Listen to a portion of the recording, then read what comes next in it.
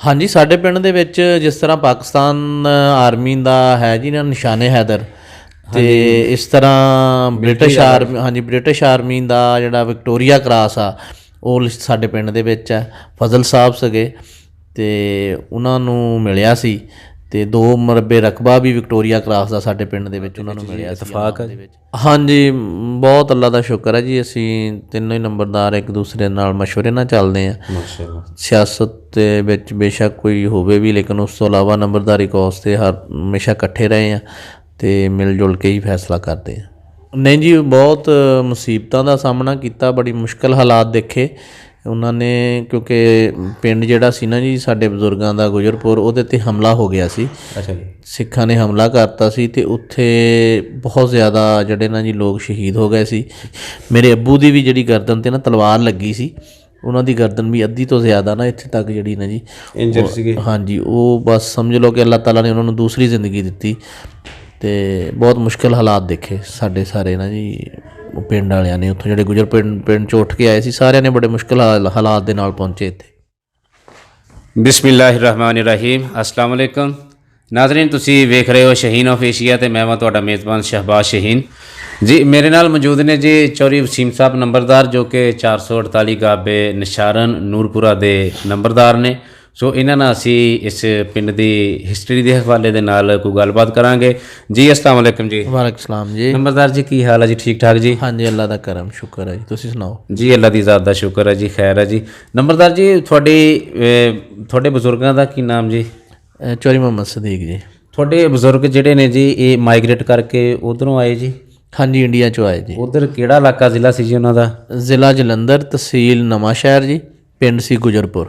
ਅੱਛਾ ਜੀ। ਹਾਂਜੀ, ਉੱਥੋਂ ਉੱਠ ਕੇ ਆਏ ਜੀ। ਤੇ ਤੁਹਾਡੇ ਬਜ਼ੁਰਗ ਤੁਹਾਨੂੰ ਦੱਸਦੇ ਹੋਣਗੇ, ਤੁਹਾਡੀ ਫੈਮਿਲੀ ਦੇ ਲੋਕ ਜਦੋਂ ਉਧਰੋਂ ਇੱਧਰ ਆਏ ਜੀ, ਇਹ ਅਮਨ ਸ਼ਾਂਤੀ ਦੇ ਨਾਲ ਆ ਗਏ ਜਾਂ ਇਹਨਾਂ ਨੇ ਮੁਸੀਬਤਾਂ ਦਾ, ਪਰੇਸ਼ਾਨੀਆਂ ਦਾ, ਕਤਲੋ ਗਾਰਤ ਦਾ ਸਾਹਮਣਾ ਕੀਤਾ ਜੀ?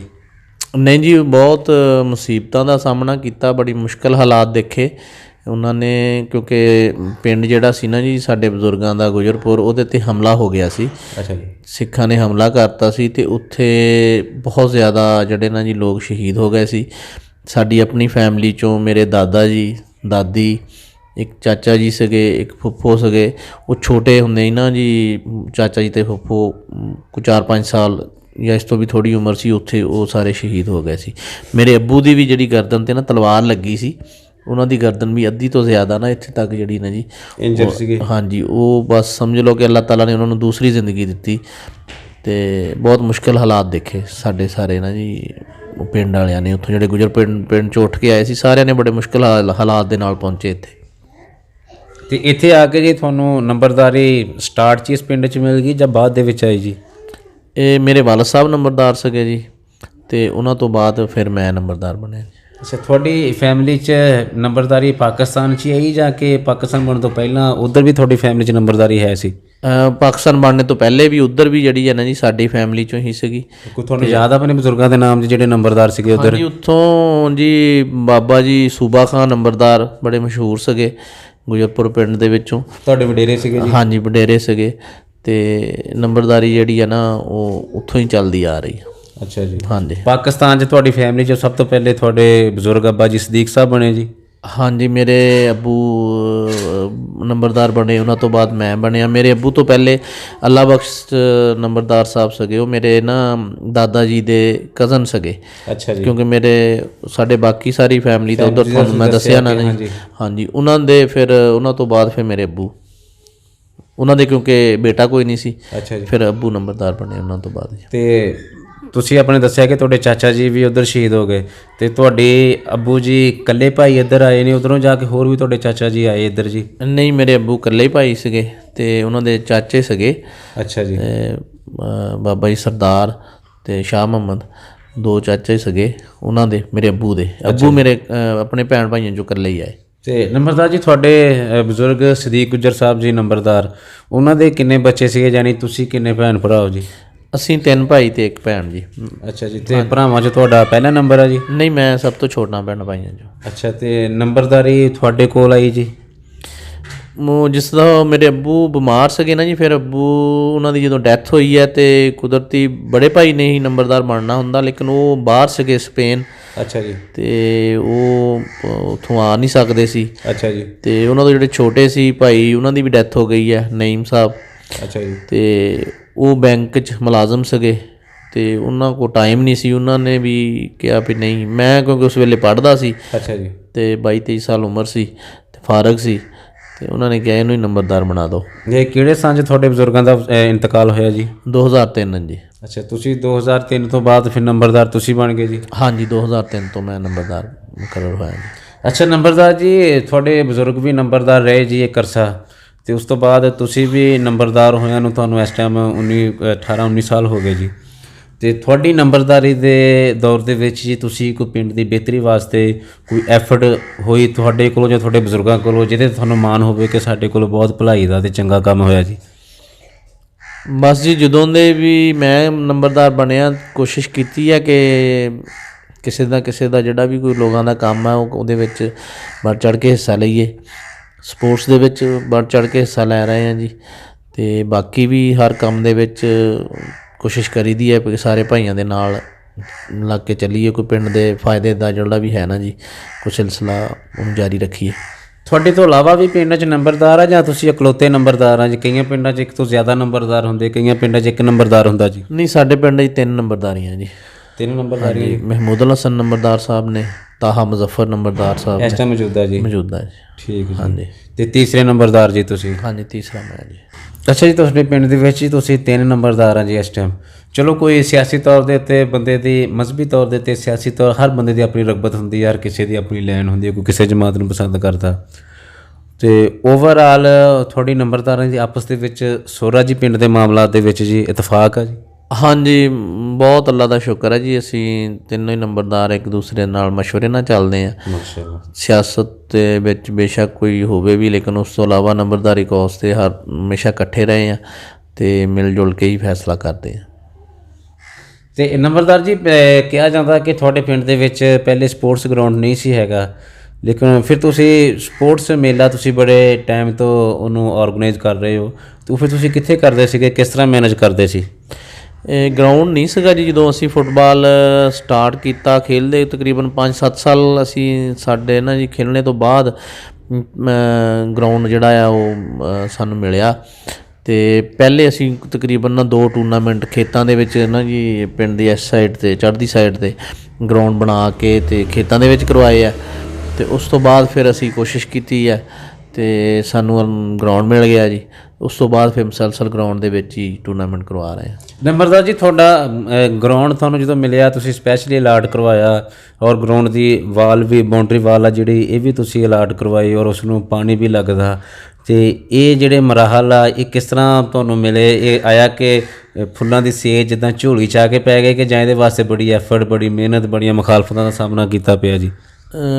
ਬੜੀ ਐਫਰਟ ਦੇ ਨਾਲ ਆ ਜੀ, ਬੜੀ ਮਿਹਨਤ ਨਾਲ, ਅਤੇ ਕੁਦਰਤੀ ਉਸ ਟਾਈਮ ਸ਼ੌਕ ਵੀ ਬੜਾ ਸੀ। ਅੱਛਾ ਜੀ। ਅਤੇ ਐਫਰਟ ਵੀ ਹੋਈ ਗਈ ਅਤੇ ਕੋਈ ਮਹਿਸੂਸ ਨਹੀਂ ਹੋਇਆ। ਅੱਛਾ ਜੀ। ਅਤੇ ਇਹ ਕਿਹੜੇ ਸੰਨ ਦੀ ਗੱਲ ਹੈ ਜੀ? ਇਹ 2004 ਦੇ ਵਿੱਚ ਗਰਾਊਂਡ ਸਾਨੂੰ ਮਿਲਿਆ ਜੀ। ਨੰਬਰਦਾਰ ਜੀ, ਤੁਹਾਡੇ ਪਿੰਡ ਦੇ ਵਿੱਚ ਜੀ ਕਿੰਨਾ ਰਕਬਾ ਜੀ, ਜਿਹੜਾ ਆਪਣਾ ਜ਼ਰਈ ਰਕਬਾ 448 ਕਾਬੇ ਨੂਰਪੁਰਾ ਦੇ ਨਾਮ ਅਲਾਟ ਹੈ ਜੀ? ਸਾਡੇ ਪਿੰਡ ਦੇ ਟੋਟਲ ਨਾ ਜੀ 49 ਮਰਬੇ ਆ, ਅਤੇ ਮਰਬਾ ਨੰਬਰ 1 ਜਿਹੜਾ ਹੈ ਨਾ, ਉਹਦਾ ਕੋਈ ਰਕਬਾ ਥੋੜ੍ਹਾ ਜਿਹਾ ਹੀ ਹੈ, ਅਤੇ ਤਕਰੀਬਨ 2 ਮਰਬੇ ਤੋਂ ਜ਼ਿਆਦਾ ਦੇ ਵਿੱਚ ਪਿੰਡ ਆ, ਤਕਰੀਬਨ 2 ਤੋਂ 2.5 ਦੇ ਦਰਮਿਆਨ, ਅਤੇ ਬਾਕੀ ਰਕਬਾ ਜਿਹੜਾ ਸਾਰਾ ਜ਼ਰਈ ਹੈ। ਅੱਛਾ ਜੀ। ਹਾਂਜੀ। ਅਤੇ ਮੋਗੇ ਕਿੰਨੇ ਸਰਾਬ ਕਰਦੇ ਜੀ ਤੁਹਾਡੇ ਪਿੰਡ ਨੂੰ ਜੀ? 3 ਮੋਗੇ ਆ ਜੀ। ਅੱਛਾ ਜੀ। 2 ਤਾਂ ਇੱਧਰ ਹੈ ਨਾ, ਜਿਹੜਾ ਇਹ ਕਾਕੇਵਾਲ 447 ਸਾਈਡ ਤੋਂ ਮੈਂਡਰ ਆ ਰਿਹਾ, ਇਹਦੇ ਹਾਂਜੀ ਟੇਲਾਂ ਦੇ ਕਨਾਲ ਜੀ ਸੂਆ। ਹਾਂਜੀ ਬਿਲਕੁਲ। ਅਤੇ ਇੱਕ ਮੋਗਾ ਇੱਧਰੋਂ ਰਹਿਮੇ ਸ਼ਾਹ ਦੇ ਜਿਹੜੇ ਮੇਨ ਰੋਡ ਦੇ ਨਾਲ ਖਾਲਾ ਆ ਰਿਹਾ। ਅੱਛਾ ਜੀ। ਹਾਂਜੀ, ਉਹ ਮੋਗਾ ਹੈ। ਅਤੇ ਤੁਸੀਂ ਕੋਈ ਇੱਕ ਮੋਗੇ ਦੇ ਮਖਸੂਸ ਰੈਵਨਿਊ ਇਕੱਠਾ ਕਰਦੇ ਆ ਜਾਂ ਕੋਈ ਮਰਬੇ ਮਖਸੂਸ ਆ ਜੀ ਤੁਹਾਡੇ ਵਾਸਤੇ? ਨਹੀਂ, ਪੱਤੀ ਹੁੰਦੀ ਹੈ ਲਹਿਦਾ। ਅੱਛਾ ਜੀ। ਹਾਂਜੀ, ਉਹਦੇ ਵਿੱਚ ਤਕਰੀਬਨ 3 ਹੀ ਮੋਗਿਆਂ ਦੇ ਮਰਬਾ ਆਉਂਦੇ ਆ। ਜਾਣੀ 3 ਨੰਬਰਦਾਰਾਂ ਕੋਲ ਤੁਹਾਨੂੰ 3 ਮੋਗਿਆਂ ਦੀ ਕੁਛ ਨਾ ਕੁਛ ਜ਼ਮੀਨ ਹੁੰਦੀ ਜਿਹਦਾ ਤੁਸੀਂ ਰੈਵਨਿਊ ਇਕੱਠਾ ਕਰਦੇ ਤੁਹਾਡੇ ਮੁਤਲਕਾ? ਹਾਂਜੀ ਬਿਲਕੁਲ, 3 ਹੀ ਮੋਗਿਆਂ ਤੋਂ ਹੁੰਦੇ ਆ ਜੀ। ਉਹ ਪੱਤੀ ਹੁੰਦੀ ਬਕਾਇਦਾ, ਉਹਦੇ ਵਿੱਚ ਉਸ ਹਿਸਾਬ ਨਾਲ ਮਰਬਿਆਂ ਦੇ ਹਿਸਾਬ ਨਾਲ ਆਉਂਦੇ ਆ। ਅਤੇ ਇਸ ਟਾਈਮ ਜੀ ਤੁਹਾਡੇ ਪਿੰਡ ਦੀਆਂ ਜੀ ਵੋਟਾਂ ਕਿੰਨੀਆਂ ਨੇ ਜੀ? ਸਾਡੇ ਪਿੰਡ ਦੀ ਹੋਣੀ ਹੈ ਜੀ ਤਕਰੀਬਨ ਹੁਣ ਤਾਂ 3000 ਦੇ ਕਰੀਬ ਟੋਟਲ ਹੋ ਗਈ ਹੋਣੀ ਹੈ ਜੀ। ਅੱਛਾ ਜੀ। ਹਾਂਜੀ, ਜਦੋਂ ਪਿਛਲਾ ਇਲੈਕਸ਼ਨ ਹੋਇਆ ਸੀ ਉਦੋਂ ਤਕਰੀਬਨ 2600 ਤੋਂ ਜ਼ਿਆਦਾ ਸੀ। ਜਿਹੜਾ 2018 ਚ ਇਲੈਕਸ਼ਨ ਹੋਇਆ ਜੀ। ਹਾਂਜੀ 2700 ਸੀ। ਹਾਂਜੀ 2600 2600 ਉਦੋਂ ਸੀਗੀ। ਅੱਛਾ ਜੀ। ਤੇ ਨੰਬਰਦਾਰ ਜੀ ਤੁਹਾਡੇ ਪਿੰਡ ਦੇ ਵਿੱਚ ਸਾਰੇ ਲੋਕ ਪਾਰਟੀਸ਼ਨ ਤੋਂ ਬਾਅਦ ਹੀ ਉਧਰੋਂ ਆਏ ਆ ਜਾਂ ਕਿ ਕੁਝ ਪਹਿਲੇ ਦੇ ਵੀ ਇੱਥੇ ਹੁੰਦੇ ਹੈ ਜੀ, ਲੋਕਲ ਵੀ ਨੇ? ਨਹੀਂ, ਪਹਿਲੇ ਦੇ ਲੋਕਲ ਪਹਿਲੇ ਦੇ ਵੀ ਬੈਠੇ ਲੋਕ। ਅੱਛਾ ਹਾਂਜੀ, ਉਧਰੋਂ ਵੀ ਆਏ ਆ ਤੇ ਪਹਿਲੇ ਦੇ ਵੀ ਬੈਠੇ ਆ ਜੀ। ਅੱਛਾ ਜੀ, ਤੁਹਾਡੇ ਪਿੰਡ ਦੇ ਵਿੱਚ ਜੀ ਕੋਈ ਆਪਣਾ ਕੋਈ ਐਸਾ ਕੋਈ ਸਕਾਫਤੀ ਕਿੱਸਾ, ਕੋਈ ਕਿਸੇ ਦਾ ਬਹਾਦਰੀ ਦਾ ਕਿੱਸਾ ਜਿਹੜੇ ਉਧਰੋਂ ਹਿਜਰਤ ਕਰਕੇ ਆਏ ਉਹਨਾਂ ਦਾ ਜਾਂ ਪਹਿਲੇ ਰਹਿਣ ਵਾਲਿਆਂ ਦਾ ਜਿਹੜਾ ਕਿ 448 ਦੇ ਨਾਲ ਜੁੜਦਾ ਹੋਏ ਜੀ, ਕੋਈ ਹੈ ਐਸੀ ਕੋਈ ਦਾਸਤਾਨ ਜੀ? ਹਾਂਜੀ, ਸਾਡੇ ਪਿੰਡ ਦੇ ਵਿੱਚ ਜਿਸ ਤਰ੍ਹਾਂ ਪਾਕਿਸਤਾਨ ਆਰਮੀ ਦਾ ਹੈ ਜੀ ਨਾ ਨਿਸ਼ਾਨੇ ਹੈਦਰ, ਤੇ ਇਸ ਤਰ੍ਹਾਂ ਬ੍ਰਿਟਿਸ਼ ਆਰਮੀ ਦਾ ਜਿਹੜਾ ਵਿਕਟੋਰੀਆ ਕਰਾਸ ਆ ਉਹ ਸਾਡੇ ਪਿੰਡ ਦੇ ਵਿੱਚ ਹੈ। ਫਜ਼ਲ ਸਾਹਿਬ ਸੀਗੇ ਤੇ ਉਹਨਾਂ ਨੂੰ ਮਿਲਿਆ ਸੀ, ਤੇ 2 ਮੁਰੱਬੇ ਰਕਬਾ ਵੀ ਵਿਕਟੋਰੀਆ ਕਰਾਸ ਦਾ ਸਾਡੇ ਪਿੰਡ ਦੇ ਵਿੱਚ ਉਹਨਾਂ ਨੂੰ ਮਿਲਿਆ ਸੀ ਇਨਾਮ ਦੇ ਵਿੱਚ। ਤੇ ਜਿਹੜਾ ਉਹ ਫਜ਼ਲ ਸਾਹਿਬ ਦੀ ਕੋਈ ਬਹਾਦਰੀ ਦੀ ਕੀ ਦਾਸਤਾਨ ਸੀ, ਕੀ ਕਿਸ ਤਰ੍ਹਾਂ ਉਹਨਾਂ ਨੂੰ ਮਿਲਿਆ ਜੀ? ਜੰਗੇ ਆਜ਼ਾਦੀ ਦੇ ਵਿੱਚ ਨਾ ਜੀ ਬੜੀ ਬਹਾਦਰੀ ਨਾਲ ਲੜੇ ਸੀ, ਤੇ ਉਹਨਾਂ ਦੇ ਨਾਲ ਦੇ ਸਾਥੀ ਜਿਹੜੇ ਆ ਉਹ ਉੱਥੇ ਨਾ ਉਸ ਮਹਾਜ਼ ਤੇ ਉਹ ਇਕੱਲੇ ਰਹਿ ਗਏ ਸੀ। ਅੱਛਾ ਜੀ। ਬਾਕੀ ਸਾਰੇ ਜਿਹੜੇ ਆ ਉਹ ਉਹਨਾਂ ਦੇ ਨਾਲ ਨਹੀਂ ਸੀ ਰਹੇ ਕੋਈ ਵੀ, ਤੇ ਉਹ ਇਕੱਲੇ ਹੀ ਕਾਫੀ ਦੇਰ ਤੱਕ ਉੱਥੇ ਲੜਦੇ ਰਹੇ ਆ। ਤੇ ਉਸ ਬਹਾਦਰੀ ਤੇ ਉਹਨਾਂ ਨੇ ਅੰਗਰੇਜ਼ ਨੇ ਉਹਨਾਂ ਨੂੰ ਨਾ ਜੀ ਤਮਗਾ ਦਿੱਤਾ। ਹਾਂਜੀ, ਵਿਕਟੋਰੀਆ ਕਰਾਸ ਤੋਂ ਨਵਾਜ਼ਿਆ ਸੀ। ਠੀਕ ਹੈ ਜੀ। ਤੇ ਵਿਕਟੋਰੀਆ ਕਰਾਸ ਜੀ ਉਹ ਪਾਕਿਸਤਾਨ ਬਣਨ ਤੋਂ ਪਹਿਲਾਂ ਹੀ ਉਹਨਾਂ ਦੀ ਫੈਮਿਲੀ ਨੂੰ ਮਿਲ ਗਿਆ ਸੀ ਜਾਂ ਬਾਅਦ ਦੇ ਵਿੱਚ ਹੀ ਗਵਰਨਮੈਂਟ ਨੇ ਦਿੱਤਾ ਜੀ? ਇਹ ਪਾਕਿਸਤਾਨ ਬਣਨੇ ਤੋਂ ਪਹਿਲੇ ਦਾ ਹੀ। ਅੱਛਾ, ਤੁਹਾਡੇ ਪਹਿਲੇ ਜਦੋਂ ਪਿੰਡ ਆਬਾਦ ਹੋਇਆ ਜੀ ਉਦੋਂ ਪਿੰਡ ਦੀ ਆਬਾਦੀ ਜਾਣੀ ਜਿੱਥੇ ਘਰ ਸੀਗੇ, ਰਿਹਾਇਸ਼ਾਂ ਸੀ ਲੋਕਾਂ ਦੀਆਂ, ਉਹ ਕਿੰਨੇ ਏਰੀਏ ਦੇ ਵਿੱਚ ਸੀ ਜੀ?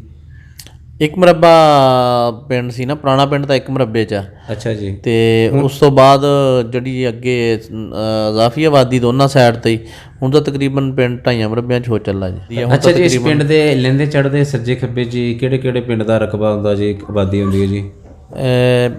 ਇੱਧਰ ਚੜ੍ਹਦੀ ਸਾਈਡ ਤੇ 451 ਰੋਪੜੀਆਂ ਜੀ। ਠੀਕ ਹੈ ਜੀ। ਲਹਿੰਦੀ ਸਾਈਡ ਤੇ 453 ਅੱਕਾਂ ਵਾਲੀ। ਅੱਛਾ ਜੀ। ਉਸ ਤੋਂ ਬਾਅਦ ਇਸ ਸਾਈਡ ਤੇ ਆ ਜਾਓ 446 ਕਾਕੇਵਾਲ ਔਰ 447। ਅੱਛਾ ਜੀ। ਹਾਂਜੀ, ਇਹਨਾਂ ਪਿੰਡਾਂ ਦੇ ਰਕਬੇ ਲੱਗਦੇ। ਨਾਰਥ ਵਾਲੀ ਸਾਈਡ ਤੇ। ਹਾਂਜੀ। ਤੇ ਸਾਊਥ ਵਾਲੀ ਸਾਈਡ ਦੇ ਉੱਤੇ 452 ਰਹਿਮੇਸ਼ਾ। ਹਾਂਜੀ, 452 ਰਹਿਮੇਸ਼ਾ ਨਾਲ ਸਾਡੇ ਪਿੰਡ ਦਾ ਰਕਬਾ ਨਹੀਂ ਲੱਗਦਾ। ਬਿਲਕੁਲ ਜੀ। ਕਿਉਂਕਿ ਰੋਪੜੀਆਂ ਤੇ ਉਹ ਅੱਕਾਂ ਵਾਲੀ ਦਾ ਰਕਬਾ ਘੁੰਮ ਕੇ ਅੱਗੇ ਆ ਜਾਂਦਾ। ਅੱਛਾ, ਇਧਰੋਂ ਫੇਰ ਅੱਕਾਂ ਵਾਲੀ ਦਾ ਰਕਬਾ ਆ ਜਾਂਦਾ। ਅੱਕਾਂ ਵਾਲੀ ਅੱਗੇ ਫੇਰ ਅੱਕਾਂ ਵਾਲੀ ਆ ਜਾਂਦਾ। ਅੱਛਾ, ਤੇ ਤੁਹਾਡੇ ਪਿੰਡ ਦੇ ਵਿੱਚ ਜੀ ਇਸ ਟਾਈਮ ਮੌਜੂਦਾ ਪਿੰਡ ਦੇ ਵਿੱਚ ਜੀ ਕਿਹੜੇ ਕਿਹੜੇ ਸਰਕਾਰੀ ਅਦਾਰੇ ਨੇ, ਯਾਨੀ school, hospital, union council? Primary school ਨੇ ਜੀ ਬੱਚੀਆਂ ਦਾ ਔਰ ਬੱਚਿਆਂ ਦਾ। ਅੱਛਾ ਜੀ। ਹਸਪੀਟਲ ਵੀ ਸਾਡੇ ਪਿੰਡ ਦੇ ਵਿੱਚ ਆ।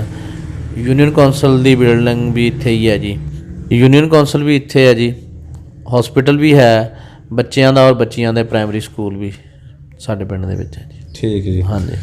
ਤੇ ਯੂਨੀਅਨ ਕੌਂਸਲ ਇਸ ਵੇਲੇ ਜੀ ਤੁਹਾਡੇ ਜਿਹੜੀ ਪਿੰਡ ਦੇ ਵਿੱਚ ਹੈ ਜਿਹਦੇ ਬਿਲਡਿੰਗ ਆਫਿਸ ਹੈ, ਇਹ ਕਿੰਨੇ ਪਿੰਡ ਨੇ ਜੀ?